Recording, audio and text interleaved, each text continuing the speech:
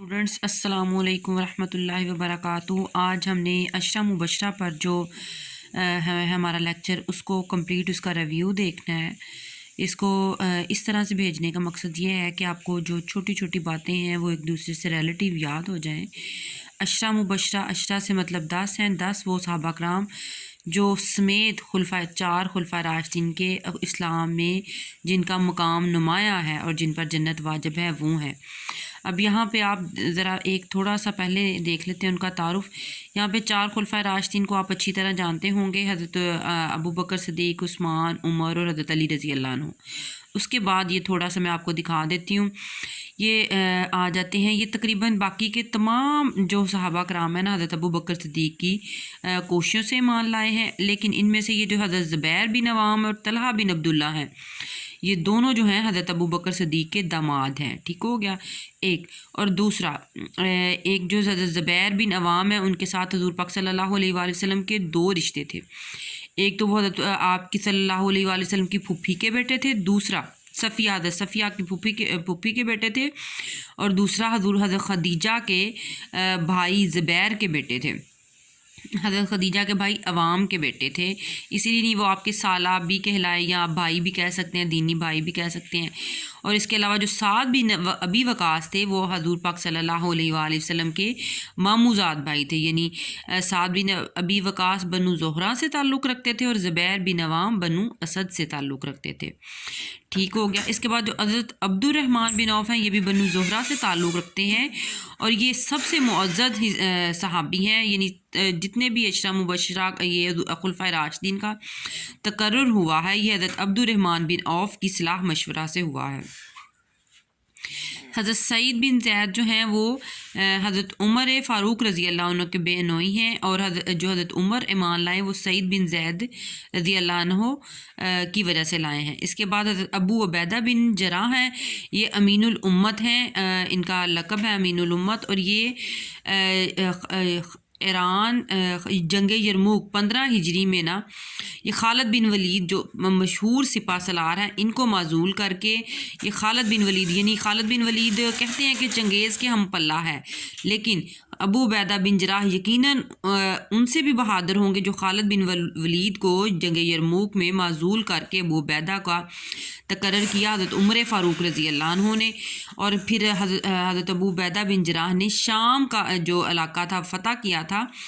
आपको पता है मुसलमानों को सिर्फ दो ही इलाके यानी अंदरूनी अरब के अलावा बाहर जो दो ताकतें थी शाम और ईरान, शाम और ईरान से ही ख़तरा रहता था, जिनको उनमें से मशहूर यानी शाम को हज़रत अबू उबैदा बिन जराह ने फ़तह किया था। इसके बाद ये हज़रत अबू उबैदा बिन जराह जो हैं 18 हिजरी को ये शाम के सरार आला बन गए थे। तो 18 हिजरी को शाम ही में इनको ताउन की वबा ने आ लिया, तो वो 18 हिजरी में इंतकाल कर गए। अच्छा, ये अशरा मुबशरा में से 6 सहाबा ऐसे हैं जो शहीद हुए, और बाकी 4 जो हैं वो ऐसे हैं जो अपनी तबई मौत जिनको तबई मौत ने आ लिया, बाकी 6 ने शहीद का रुतबा लिया। और ये जो तलहा बिन अब्दुल्ला हैं इनको हज़ूर पाक सल्लल्लाहु अलैहि वसल्लम ने, जो हज़रत अबू बकर के दामाद हैं, इनको हज़ूर पाक सल्लल्लाहु अलैहि वसल्लम ने ज़िंदा शहीद का लक़ब दिया था, क्योंकि ग़ज़वा उहद में इन्होंने हज़ूर पाक सल्लल्लाहु अलैहि वसल्लम से बड़ी जानिसारी दिखाई थी। अच्छा, ये जो तबई मौत वाले हैं इनका भी मैं आपको एक नाम बता देती हूँ। हज़रत अबू बकर सिद्दीक़, हज़रत अब्दुर्रहमान बिन औफ, हज़रत सईद बिन ज़ैद और साद बिन अबी वकास, ये जो चारों हैं इनको तबई मौत आई। बाकी जो हैं ये खुलफा राशिदीन ने शहादत की का दर्जा हासिल किया था। चलें जी, अब 1 बाय 1 जितना इनका पॉसिबिलिटी थी मैंने आपको बता दिया। अब 1 बाय 1 इनका रिव्यू ले लेते हैं जी। सबसे पहले खलीफा थे हज़रत अबू बकर सिद्दीक़ रज़ी अल्लाह अन्हु। इन्होंने 2 साल पहले तो ये है जी खुलफा राशिदीन जो हज़ूर पाक सल्लल्लाहु अलैहि वसल्लम के साथ बाद जो खुलफा राशिदीन का अरसा है वो 30 साल है, यानी 10 साल आप सल्लल्लाहु अलैहि वसल्लम ने हुकूमत की, तो 30 साल खुलफा राशिदीन ने मिलकर हुकूमत की। इसका देख लें 11 से 13 तक हज़ूर पाक हज़रत अबू बकर सिद्दीक़ 2 साल इन्होंने हुकूमत की, फिर 13 से 23 हज़रत उमर फ़ारूक रज़ी अल्लाह अन्हु ने, यही 10 साल उन्होंने, फिर हज़रत उस्मान रज़ी अल्लाह अन्हु ने 12 साल अंदाज़न, 13 سے 35 تک، 13 سے 35 ہجری تک حضرت عثمان رضی اللہ عنہ کا دور رہا، اور اس کے بعد 35 سے 40 ہجری 5 سال، تقریباً 5 سال حضرت علی رضی اللہ عنہ نے حکومت کی۔ اب حضرت ابو بکر صدیق رضی اللہ عنہ کا کیسے آیا تھا یہ جی، حضرت عمر فاروق نے حضرت ابو عبیدہ بن جراح کا نام لیا تھا، لیکن ابو عبیدہ رضی اللہ عنہ جن کا یہ امین الامت جن کو کہا گیا، انہوں نے حضرت ابو بکر صدیق کا نام لیا تھا۔ اب چلیں جی، حضرت ابو بکر صدیق 572 عیسوی میں پیدا ہوئے، حضور صلی اللہ علیہ وآلہ وسلم سے صرف 2 سال چھوٹے تھے۔ اچھا، 2 سال کے بعد حضور پاک صلی اللہ علیہ وآلہ وسلم کی وفات کے 2 سال بعد ہی آپ کی ڈیتھ بھی ہوئی ہے، اور آپ کی جو پیدائش ہے وہ بھی 2 سال بعد ہوئی۔ آپ کا نام عبد الکعبہ رکھا گیا تھا، آپ کے گھر والوں نے عبد الکعبہ نام رکھا تھا۔ حضرت اس کے بعد قبول اسلام کے بعد آپ کا نام عبداللہ نبی پاک صلی اللہ علیہ وآلہ وسلم نے رکھا۔ ابو بکر کنیت، صدیق اور عتیقہ آپ کے لقب تھے۔ بکر کا مطلب ہوتا ہے اونٹ، بکر عربی میں جوان اونٹ کو کہتے ہیں، تو حضرت ابو بکر صدیق چونکہ اونٹ کی تمام بیماریوں اور مزاج سے واقف تھے، اس لیے ان کا نام ابو بکر رکھا۔ اب یہ آپ کو آ سکتا ہے کہ ابو بکر نام کیوں رکھا گیا جی؟ اونٹ کی تمام بیماریوں سے واقف ہونے کی وجہ سے آپ کا نام ابو بکر رکھا گیا۔ بکر عربی میں جوان اونٹ کو کہتے ہیں، یعنی بکر کا میننگ جوان اونٹ ہے۔ آپ کے والد کا نام عثمان اور کنیت ابو قحافہ تھی۔ آپ کو فتح مکہ کے موقع پر اسلام قبول کرنے کی سعادت ہوئی۔ حضرت ابو بکر آپ صلی اللہ علیہ وسلم کی وفات کے بعد 14 ہجری میں فوت ہوئے۔ آپ صلی اللہ علیہ وآلہ وسلم کی والدہ کا نام سلمہ اور ام الخیر کنیت تھی۔ اس کے بعد حضرت ابو بکر کا تعلق قریش کی قبیلہ بنو تمیم سے تھا۔ آپ کا شجرہ نسب چھٹی پشت میں جا کر حضور پاک صلی اللہ علیہ وآلہ وسلم کے خاندان میں مل جاتا تھا۔ چلیں جی، اب یہ دیکھ لیں، چھٹی پشت میں حضرت ابو بکر صدیق کا شجرہ نسب آپ صلی اللہ علیہ وآلہ وسلم سے ملتا ہے، اور 5ویں پشت میں حضرت عثمان غنی کا ملتا ہے، اور 8ویں پشت میں جا کر حضرت عمر فاروق کا سلسلہ نسب ملتا ہے، اور حضرت علی رضی اللہ عنہ تو پہلی پشت میں ہی حضور پاک صلی اللہ علیہ وآلہ وسلم کے رشتہ دار تھے، کیونکہ چچا کے بیٹے تھے۔ اس کے علاوہ حضرت عمر فاروق نے جو اسلام قبول کیا ہے وہ 34 سال کی عمر میں، 34 ایئرس کی عمر میں کیا ہے۔ حضرت عمر فاروق نے 27 سال کی عمر میں اسلام قبول کیا ہے، اور حضرت علی رضی اللہ عنہ نے 14 سال کی عمر میں اسلام قبول کیا ہے۔ ٹھیک ہو گیا۔ دوسرا، حضرت ابو بکر صدیق کا تو آپ کو پتہ ہی ہے، 2 سال چھوٹے ہیں۔ جیسے ہی آپ صلی اللہ علیہ وآلہ وسلم کے پاس وحی آتی ہے قرآن پاک کی پہلی، تو ساتھ ہی حضرت ابو بکر صدیق ہی مان لے آتے ہیں، یعنی آپ 2 سال چھوٹے تھے تو 40 سال حضور پاک صلی اللہ علیہ وآلہ وسلم پر وحی نازل ہوتی ہے، تو 42 سال حضرت ابو بکر صدیق فوراً ہی مان لے آئے تھے۔ اچھا، اب یہ چھوٹے حضور پاک سے کتنے چھوٹے تھے؟ حضور پاک صلی اللہ علیہ وآلہ وسلم سے حضرت عمر فاروق جو تھے وہ 13 سال چھوٹے تھے، اور حضرت عثمان غنی 6 سال چھوٹے تھے، اور حضرت علی رضی اللہ عنہ جو ہیں آپ صلی اللہ علیہ وآلہ وسلم سے 32 سال چھوٹے تھے۔ اس کے بعد جی یہ چاروں خلفائے راشدین کا جو ڈفرنس ہے آپ صلی اللہ علیہ وآلہ وسلم سے، یہ میں نے اکٹھا ہی بتا دیا تاکہ آپ ذہن نشین کر لیں۔ اس کے بعد یہ جو جی آپ قبر اسلام کی حیثیت، آپ بڑے معزز اور باوقار تاجر تھے۔ خون بہا کا جو مال جمع کیا جاتا تھا وہ حضرت اس کی ذمہ داری حضرت ابو بکر صدیق کی تھی۔ یہ دیکھیں جی، قریش کی طرف سے خون بہا کا مال کون جمع کرتا تھا جی؟ تو قریش کی طرف سے خون بہا کا مال حضرت ابو بکر صدیق جمع کرتے تھے۔ تجارتی کافروں میں آپ حضور پاک صلی اللہ علیہ وآلہ وسلم کے ہمراہ ہوتے تھے۔ اس کے بعد جی یہ آپ نے پھر وہی بات آ گئی، تبلیغ اسلام، یہ جتنے بھی عشرہ مبشرہ، سب عشرہ مبشرہ کا نام آپ ترتیب سے دیکھ لیں۔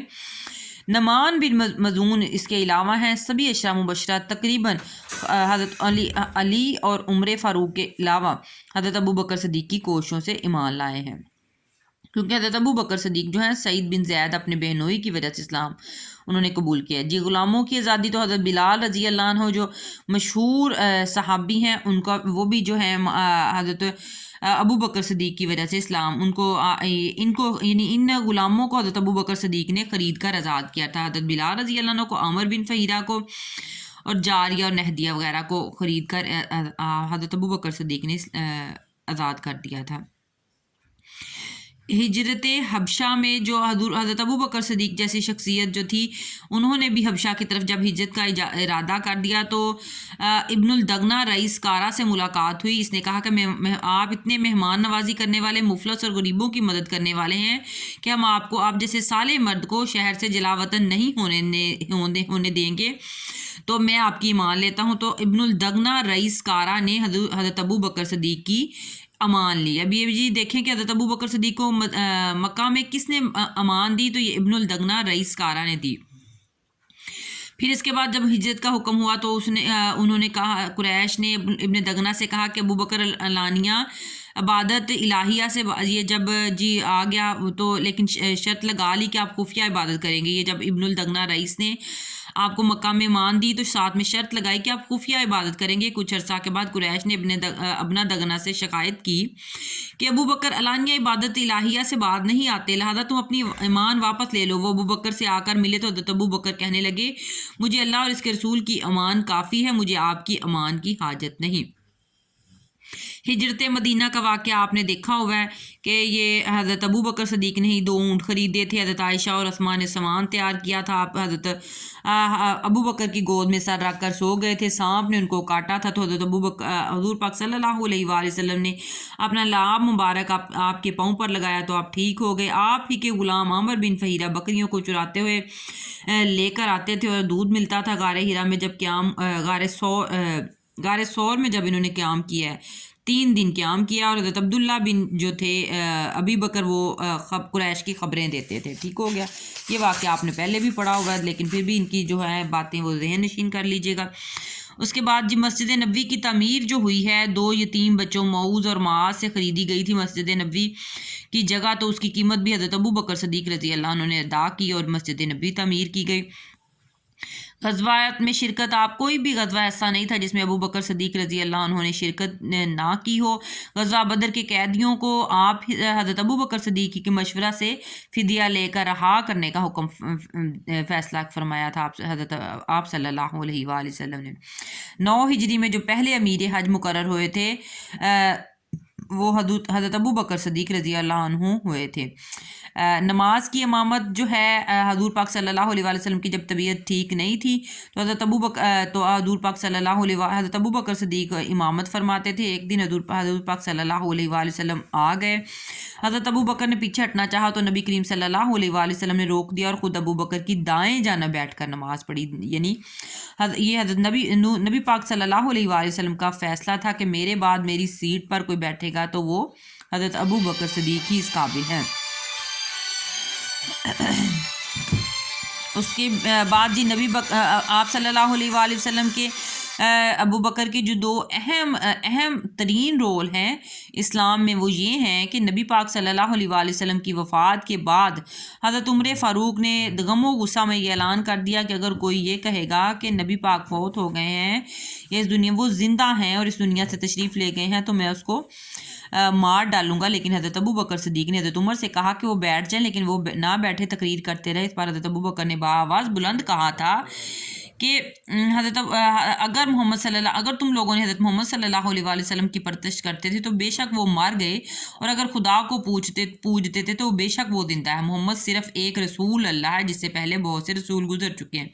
یعنی یہی بھی بڑا فتنہ شروع ہونے والا تھا لیکن حضرت ابو بکر صدیق رضی اللہ عنہ نے اپنی فراست سے اس کو قبول کر لیا اور تمام صحابہ کرام نے اس کا تقویٰ بھی آپ صلی اللہ علیہ رضی اللہ عنہ کا ظاہر ہے اسی حساب سے ہوگا. بڑا اہم ترین تقویٰ بھی ہے. اس کے بعد جی آپ کا ایک اور اہم واقعہ جو ہے تدبیر و فراست کے لیے یہ ہے مکہ جھوٹے مدعیان نبوت. آپ صلی اللہ علیہ وآلہ وسلم کی وفات کے بعد جھوٹے مدعیان نبوت کی سازش اور مسئلہ ارتداد سے یوں لگتا تھا جیسے پورا عرب ہی باغی ہو گیا. دشمنوں کی طرف سے مدینہ پر ہر وقت حملہ ہونے کی اطلاعات آ رہی تھیں، لیکن اس وقت حضور پاک صلی اللہ علیہ وآلہ وسلم نے ایک تو حضرت اسامہ کا لشکر بھیجا روم کی طرف اور وہ بھی بڑی فتح کا، جس کی وجہ سے مسلمان خوش ہو. پہلے تو حضور پاک صلی اللہ علیہ وآلہ وسلم کی وفات کے بعد یہ ایشو تھا کہ اب سارے روم، ایران اور شام کی طاقتیں اب کھڑی ہو گئی تھی کہ ہم ان کو نہیں چھوڑیں گے. لیکن لشکر اسامہ جب جیت کر آیا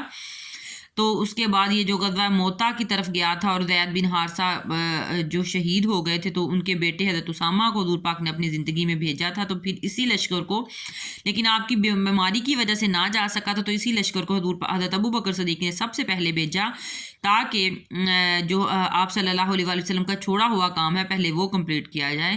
تو اس لشکر کی جیت سے تمام طاقتوں کو بیرون عرب اور اندرون عرب پتہ چل گیا کہ اسلام اب بھی اتنا ہی مضبوط ہے جتنا حضور پاک صلی اللہ علیہ وآلہ وسلم کی زندگی میں تھا۔ اس کے بعد جھوٹے مدیان نبوت جو تھے، 4-5 جھوٹے مدیان نبوت تھے۔ طلحہ دی سجاہ بنت حارث ایک عورت تھی، یہ سجاہ بنت حارث، اور بنو حنفیہ کا سردار یمامہ بن کذاب تھا۔ ان دونوں نے آپس میں شادی کر لی تھی، سجاہ نے اور یمامہ نے، تاکہ یہ جو ہے وہ طاقت دے سکے اس نظریے کو کہ وہ اب نبی وہ ہے۔ یمامہ چاہتا تھا کہ اب نبی وہ بنے، لیکن حضرت ابو بکر صدیق نے، یہ تقریباً ابو بکر صدیق کے دور کی تمام جنگیں جو ہیں خالد بن ولید نے لڑی ہیں، تو حضرت ابو بکر صدیق نے یہ فتنہ ارتداد، یہ جو جھوٹی نبوت کا فتنہ ہے وہ ختم کیا۔ اس کے بعد ان کا یہ بھی کارنامہ ہے کہ انہوں نے اس مسلمانوں کو ایک کے لیے ایک قرآن، کیونکہ جنگ یمامہ میں بہت سے مسلمان شہید ہو گئے تھے، تو پھر قرآن پاک کو جمع، حضرت عمر فاروق نے مشورہ دیا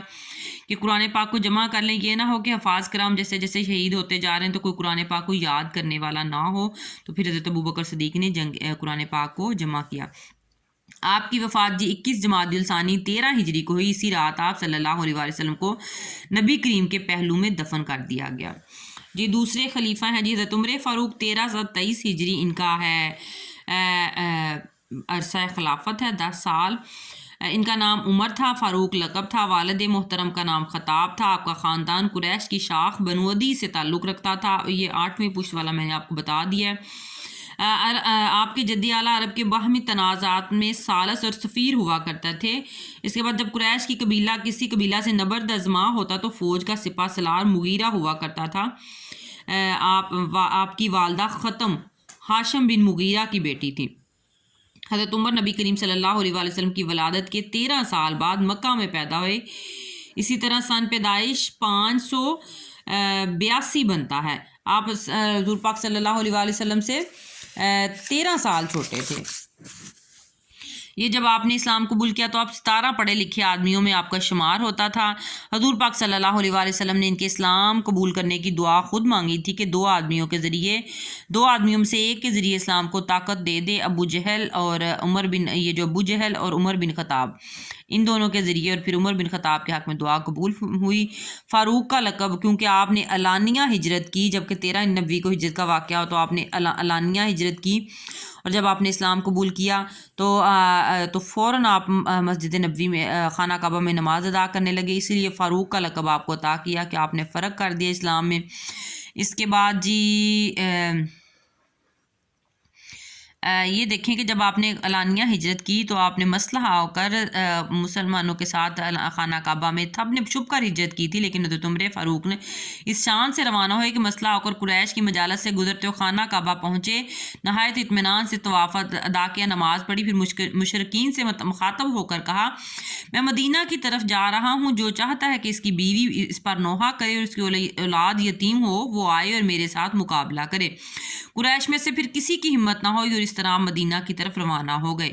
بیعت خلافت ہے، حضرت ابو بکر صدیق رضی اللہ عنہ نے نبی کریم کی وفات کے وقت ثقیفہ بنی سعادہ میں بھی خلافت کے لیے حضرت عمر فاروق کا نام تجویز کیا تھا۔ عمر فاروق نے ابو عبیدہ بن جراح کا نام لیا تھا، اور ابو عبیدہ بن جراح نے حضرت ابو بکر صدیق کا نام لے دیا تھا، اور حضرت ابو بکر صدیق نے خود حضرت عمر فاروق کا نام تجویز کیا تھا کہ میرے بعد خلیفہ حضرت عمر فاروق کو ہونا چاہیے۔ اس کے بعد انہوں نے کبائر صحابہ حضرت عبد الرحمن بن عفان اور حضرت عثمان بن عفان اور اس کے حضرت علی، حضرت طلحہ اور قبیلہ اس کے سردار اسید بن حقیر اور دیگر احباب سے رائے طلب کی، اور پھر خود وصیت لکھوائی کہ عمر فاروق کو، جبکہ عمر فاروق نے جب حضرت عثمان رضی اللہ عنہ کا انتخاب جو اس طرح سے ہوا تھا کہ 6 صحابہ کی کمیٹی بنا دی گئی تھی، اس طرح ان کا تقرر ہوا تھا۔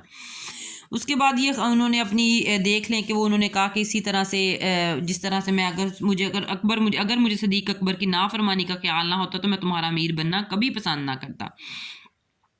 اصل جو اسلام میں فتوحات ہوئی ہیں آپ صلی اللہ علیہ وآلہ وسلم کے دور کے بعد، یہ حضرت ابو بکر صدیق عمر فاروق کے زمانے میں، کیونکہ حضرت ابو بکر صدیق کو تو اور مسائل بڑے تھے، فتنہ ارتداد، یہ جو نئے نئے نبی اٹھ رہے تھے ان کا بڑا مسئلہ تھا، اس کے بعد یعنی تھوڑا سا اس وقت کنٹرول کرنا تھا آپ صلی اللہ علیہ وآلہ وسلم کو چیزوں، آپ صلی اللہ علیہ وآلہ وسلم کے بعد زکوٰۃ کا ایشو تھا، لوگ نماز سے پھر رہے تھے، ان چیزوں کے مسائل تھے، وہ آپ حضرت ابو بکر صدیق نے اپنی فہم و فراست سے بڑی اچھی طرح کنٹرول کر لیے۔ لیکن اسلام کا جو اراضی میں ہوا ہے، مطلب 22 لاکھ رقبہ جو فتح ہوا ہے، یہ حضرت عمر فاروق کے دور میں ہوا ہے۔ اب دیکھیں جی، شام اور ایران اور عراق، یہ جو بیرونی عرب طاقتیں تھیں، یہ ساری کی ساری یہ سرنڈر کی ہیں حضرت عمر فاروق کے دور میں۔ یہ اس کی ڈیٹیل تھوڑی سی میں آپ کو بتا دیتی ہوں، کیونکہ باقی ظاہر ہے جنگ یرموک، شام کی جو فتح ہے، یہ 15 ہجری کو یعنی 13 ہجری کو آپ آ رہے ہیں، اور 15 ہجری کو ابو عبیدہ بن جراح نے جو ہے خالد بن پہلے جنگ قادسیہ کا محاذ ہوا تھا 14 ہجری میں، سعد بن ابی وقاص اس کے سپہ سالار تھے، اور یہ ایران فتح ہو گیا تھا سعد بن ابی وقاص۔ اس کے بعد جی یہ 14 ہجری میں ہی عراق فتح ہوا جنگ جلولہ کے ذریعے، جنگ جلولہ اس کا نام ہے۔ 14 ہجری میں عراق اور ایران کی فتح ہو چکی تھی۔ اس کے بعد جنگ یرموک 15 ہجری میں شام کی فتح بھی کر دی گئی۔ اسی جنگ میں، جنگ یرموک میں، خالد بن ولید کو معزول کر کے سپہ سالار ابو عبیدہ بن جراح کو بنا دیا گیا، ٹھیک ہو گیا۔ اس کے بعد مصر کا علاقہ 20 ہجری میں حضرت عمر بن العاص نے فتح کیا، اور اسی طرح سے جو فتح کرتا گیا، یہ ان علاقوں کا گورنر یا وزیر اعلیٰ یا سپہ سالار آپ حضرت عمر فاروق ان کو بناتے رہے، ٹھیک ہو گیا۔ اس کے بعد حضرت عمر فاروق کی کو شہید ایک مجوسی غلام ابو لولو فیروز نے شہید کیا۔ دوران نماز آپ پر قاتلانہ حملہ کیا، جس سے آپ زخمی ہو گئے۔ زخمی ہونے کے 3 دن بعد تک بیمار رہے، اور یکم محرم 24 ہجری کو امت مسلمہ کے اس عظیم رہنما نے اپنے بیٹے سے کہا کہ میری پیشانی زمین سے لگا دو، اور سجدے کی حالت میں جان اپنے رب کے سپرد کر دی۔ جی اس کے بعد جی حضرت عثمان غنی آ جاتے ہیں۔ یہ آپ ان کے اوصاف دیکھ لیجئے گا، جو مین باتیں تھیں وہ میں نے ان کی بتا دی ہیں۔ اس کے بعد جی حضرت عثمان غنی رضی اللہ عنہ ہیں جی۔ اب نام عثمان، کنیت ابو عبداللہ، لقب ذوالنورین تھا، والد کا نام عفان اور والدہ کا نام اروی تھا۔ آپ عام الفیل کے 6 سال بعد پیدا ہوئے۔ آپ نبی کریم صلی اللہ علیہ وآلہ وسلم سے 6 سال چھوٹے تھے۔ حضرت عثمان رضی اللہ عنہ کا خاندان اموی آپ کو پتہ ہے، یہ اموی، اور اس کے بعد امویوں نے ہی حکومت کی ہے 90 سال 90 سے 92 سال۔ حضرت عمر علی فاروق، یہ جو واقعہ کربلا ہے اس کے بعد انہوں نے 90 سے 92 سال تک حکومت کیا۔ قریش کا قومی علم یعنی جھنڈا عقاب اسی خاندان کے پاس تھا۔ جنگ فجار میں اسی خاندان کے نامور سالار حرب بن امیہ سالار تھا۔ پورے عرب میں بنی ہاشم کے ہم اثر یہی خاندان تھا، یعنی آپ صلی اللہ علیہ وآلہ وسلم کا خاندان بنو ہاشم کے ہم پلہ اگر کوئی خاندان تھا تو یہ بنو امیہ تھا، اسی لیے آپس میں ان کا پھر چلتا رہا مسئلہ مسائل۔ یہ جی آپ صلی اللہ علیہ وآلہ وسلم غنی کے لقب سے مشہور ہوئے، اور ذوالنورین کیونکہ آپ صلی اللہ علیہ وآلہ وسلم کی جو 2 بیٹیاں تھیں وہ حضرت عثمان غنی کے نکاح میں آئی تھیں۔ آپ کی دونوں بیٹیاں رقیہ اور کلثوم ابو لہب یعنی حضور پاک صلی اللہ علیہ وآلہ وسلم کے چچا کے 2 بیٹوں عتبہ اور عتیبہ سے ہو چکی تھی۔ جب آپ صلی اللہ علیہ وآلہ وسلم نے دعوت توحید دی تو ابو لہب بگڑ گیا اور بیٹوں کی نسبتیں ختم کر دیں۔ پھر حضرت عثمان غنی کے ساتھ قبول اسلام پر آپ نے اپنی بیٹی حضرت رقیہ کی شادی کر دی۔ حضرت عثمان 2 ہجری کو حضرت رقیہ بھی انتقال کر گئیں، اور حضرت عثمان کو آپ نے اپنی دوسری بیٹی کلثوم دی، وہ بھی 9 ہجری کو انتقال کر گئیں، اسی لیے ان کو ذوالنورین کہا جاتا ہے جی۔ اس کے بعد حضرت عثمان غنی رضی اللہ عنہ جو ہیں انہوں نے اسلام قبول کیا تو خاندان بنو امیہ نے آپ پر بہت زیادہ ظلم کیا۔ آپ کا چچا حکم بن ابو العاص آپ کو رسیوں میں باندھ کر مارا کرتا تھا۔ آپ فرماتے تھے کہ تم جو چاہو کرو، لیکن میں اس دین سے نہیں ہٹوں گا۔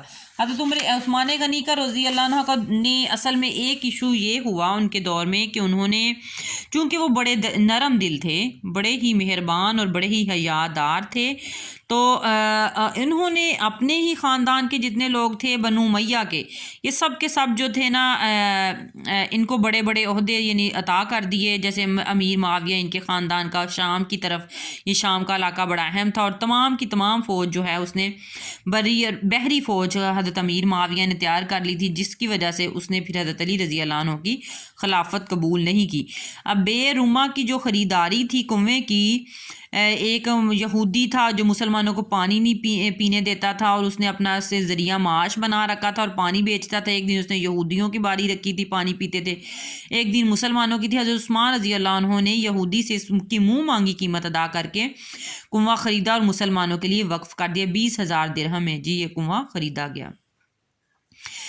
حضرت عثمان غنی جو انصاری بھائی تھے، حسان بن ثابت تھے، یہ آپ دوبارہ سے دیکھیں کہ حسان بن ثابت اور عثمان رضی اللہ عنہ کے انصاری بھائی تھے۔ حضرت ابو بکر صدیق کے انصاری بھائی جو تھے وہ ابو ایوب انصاری تھے، اور حضرت عبد الرحمن بن عوف کے آپ نے پڑھ لیا کہ سعد بن ربیع تھے۔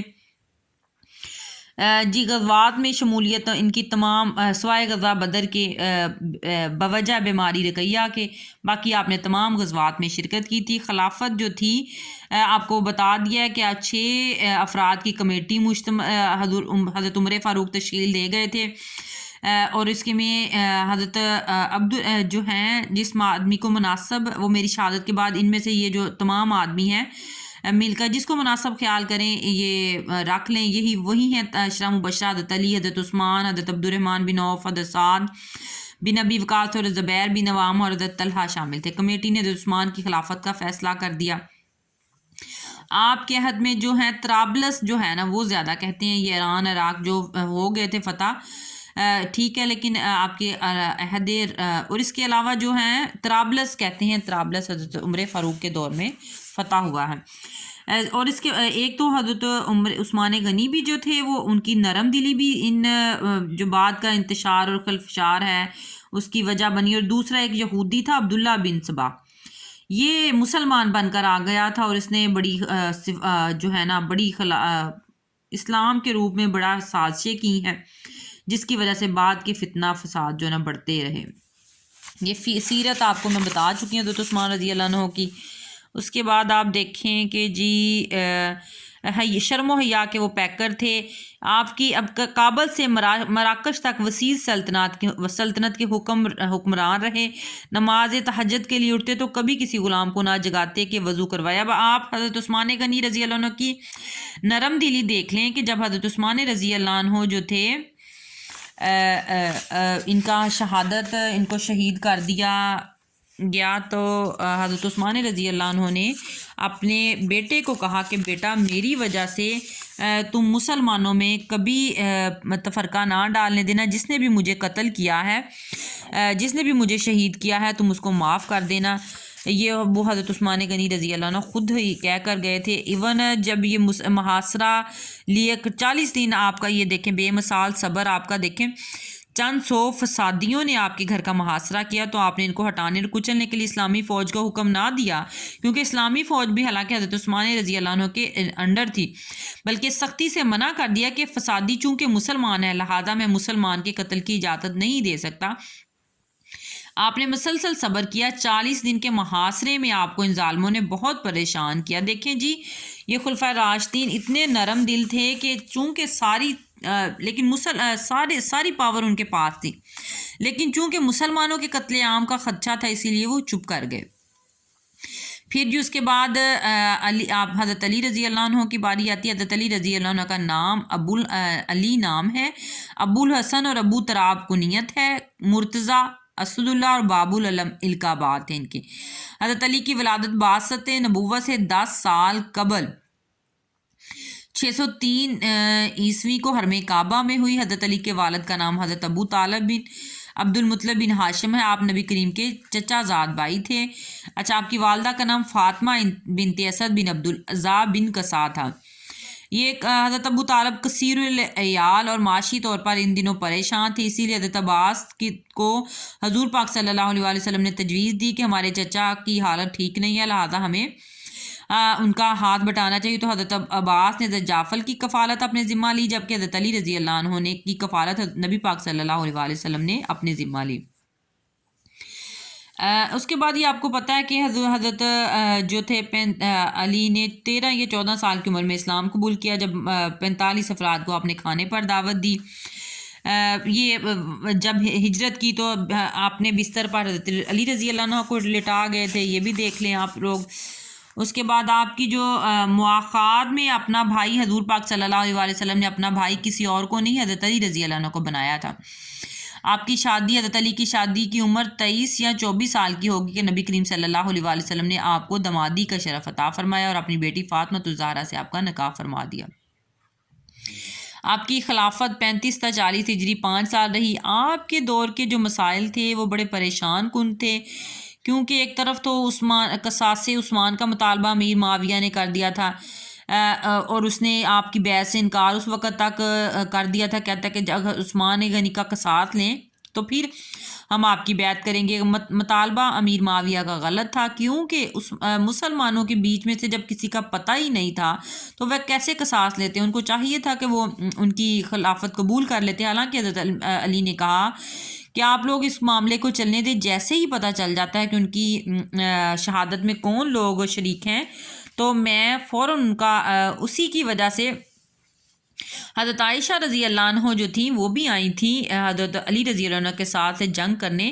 حضرت زبیر بن عوام جو بڑے مشہور صحابی ہیں وہ آئے تھے ان کے ساتھ، اور آپس میں دونوں فریقین کا معاملہ طے پا گیا تھا، لیکن صرف خارجی یعنی یہی جو لوگ تھے ان لوگوں نے جان کے سازش کی اور ان دونوں گروہوں کو رات کی طریقی میں دونوں پر حملہ کر دیا تاکہ یہ اور وہ دھوکے سے لڑائی شروع ہو گئی، جس کی وجہ سے بہت سے مسلمانوں کا قتل عام ہوا۔ ایسے ہی جنگ صفین، یہ جنگ جمل 36 ہجری میں ہوئی اور جنگ صفین 37 ہجری میں ہوئی، ٹھیک ہو گیا۔ اور جنگ نہروان یہ جو خارجی ہیں، جنگ صفین جو تھے اسی وجہ سے ہوا نا کہ قصاص عثمان کے مطالبے پر جنگ صفین حضرت امیر معاویہ کے ساتھ حضرت علی رضی اللہ عنہ کی جنگ تھی، جنگ جمل حضرت عائشہ کے ساتھ تھی اور جنگ صفین حضرت امیر معاویہ کے ساتھ تھی، جس کے بعد جس جنگ میں یہ امیر معاویہ کے لوگوں نے چونکہ ہار رہے تھے، ان لوگوں نے اپنے نیزوں کے اوپر قرآن پاک کو اٹھا لیا تھا، اور پھر حضرت علی رضی اللہ عنہ نے بھی یہ قرآن پاک کو دیکھ کر ان لوگوں نے ہتھیار پھینک دیے تھے، اور پھر واقعہ تحکیم ہوا تھا۔ آپس میں انہوں نے صلاح مشورہ کیا کہ ہم صلاح مشورے سے معاملہ طے کر لیتے ہیں، اور دو لوگ ابو العاص عمر بن العاص اور حضرت ابو موسیٰ اشعری، حضرت علی رضی اللہ عنہ کی طرف سے ابو موسیٰ اشعری اور حضرت عمر بن العاص نے فیصلہ کیا کہ یہ دونوں لوگ فیصلہ کریں گے، اور عمر بن العاص نے پھر دھوکے سے حضرت ابو موسیٰ اشعری کو کہا کہ تم پہلے کہو کہ ہم دونوں معزول کر دیتے ہیں، امیر کو معاویہ کو بھی معزول کر دیتے ہیں اور حضرت علی رضی اللہ عنہ کو بھی معزول کر دیتے ہیں، اور نئے کسی بندے کا تقرر کرتے ہیں۔ آپس میں تو دونوں نے یہ صلاح مشورہ کیا، لیکن جب سٹیج پر آئے تو حضرت عمر بن العاص نے چلاکی سے حضرت ابو موسیٰ اشعری کو کھڑا